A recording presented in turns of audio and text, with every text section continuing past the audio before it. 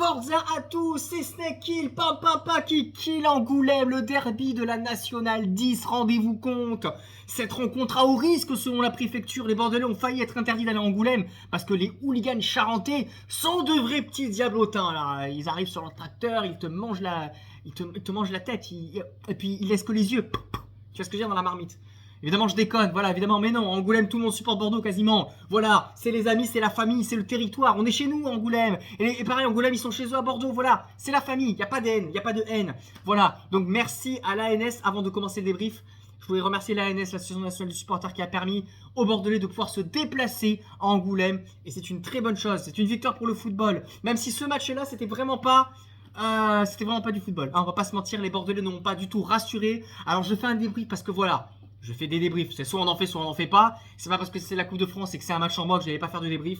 Donc voilà, je vous fais un débrief très rapide d'Angoulême-Bordeaux. Comme je l'ai dit, je ne suis pas rassuré par les Girondins. Prestation très médiocre, on ne retiendra que la qualification en 32e de finale de la Coupe de France. Et d'ailleurs, dites-moi dans les commentaires quelle équipe vous avez envie d'affronter en 32e de finale.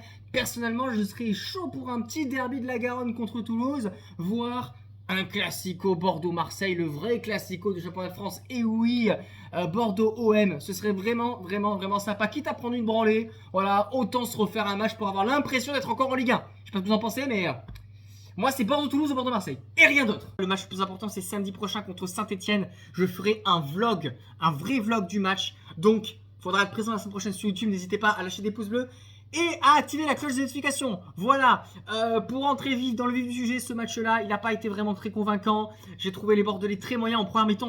On s'est fait dominer, il faut le dire. Mis à part le but de Marcelin sur un très bon coup franc, très bien tiré par Livolan, une tête à bout portant, au 6 mètres, complètement démarqué Marcelin. Il a pu mettre sa tête à 1m97, on rappelle, hein, il est grand. Cette fois-ci, il a marqué. J'espère que ça lui donnera confiance pour la suite. Marcelin qui joue pas beaucoup avec les Girondins. Je crois que ça faisait des mois et des mois qu'on l'avait pas revu. Mais là, on l'a vu. Et voilà, il a pas été très convaincant défensivement, malheureusement. Mais il a marqué ce but important qui permet à Bordeaux de se qualifier. Mais voilà, mis à part cette action première mi-temps, Bordeaux a été dominé. Angoulême a tiré 5, 6, 7 fois au but. Aurait vraiment pu marquer, aurait vraiment même dû marquer. À la mi-temps, cette victoire bordelaise 1-0, c'est quasiment un hold-up, on va pas se mentir. Et en deuxième mi-temps, avec les changements, eh ben, on a trouvé des Bordelais beaucoup plus solides. Même si en fin de match, Angoulême a de nouveau poussé, ce qui était normal.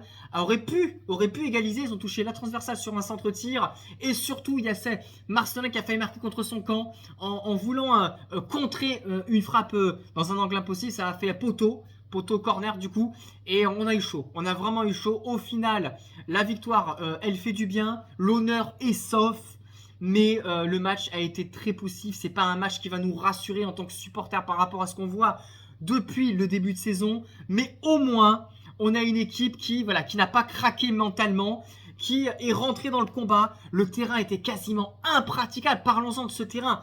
On veut bien aller jouer à Angoulême, les gars, mais c'est pas possible. C'est pas possible. Alors oui, la météo n'a pas aidé parce qu'il pleuvait. C'était vraiment des conditions dantesques. Hein. C'était vraiment, on va dire, un vrai match Coupe de France, tu vois. Les vrais matchs comme ça, dans des villes, tu sais pas où c'est, sur des terrains pourris, complètement impraticables, avec la pluie, les grêlons, le vent. Enfin, il y avait tout pour qu'on se fasse éliminer. Vraiment, il y avait tout pour qu'on se fasse éliminer, y compris un banc de touche d'Angoulême. Alors, je vais parler juste de l'entraîneur. Enfin, je crois que c'est l'entraîneur, le mec à la casquette là.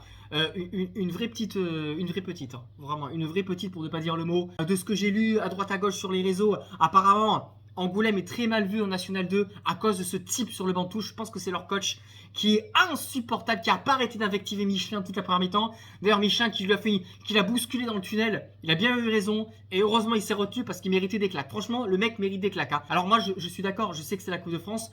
Je veux bien qu'on essaye un petit peu pas de truquer le match, mais d'essayer de faire sortir les Bordelais de leur calme. On va dire que c'est de bonne guerre. Voilà.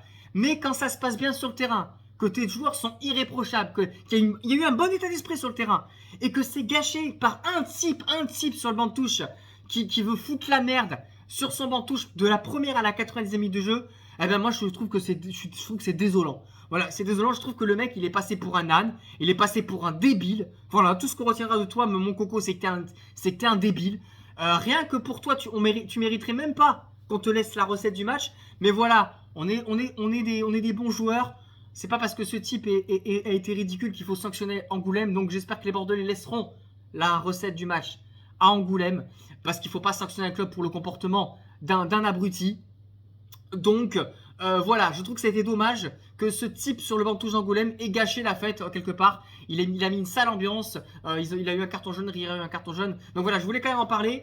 Mais sinon voilà, plutôt content d'avoir streamé ce match sur Twitch. Vous l'avez vu, on était plus de 100, donc c'est cool. Je suis content pour ceux qui sont passés sur Twitch. Si, on va quand même parler rapidement du l'homme du match. Pour moi, l'homme du match, c'est Ly Volant. Ly Volant qui a été très bon, il a fait cette belle passe ici pour Marcelin. Marcelin, bien qu'il ait marqué, je ne le mets pas homme du match parce que je trouve que défensivement, c'est vraiment pas ça.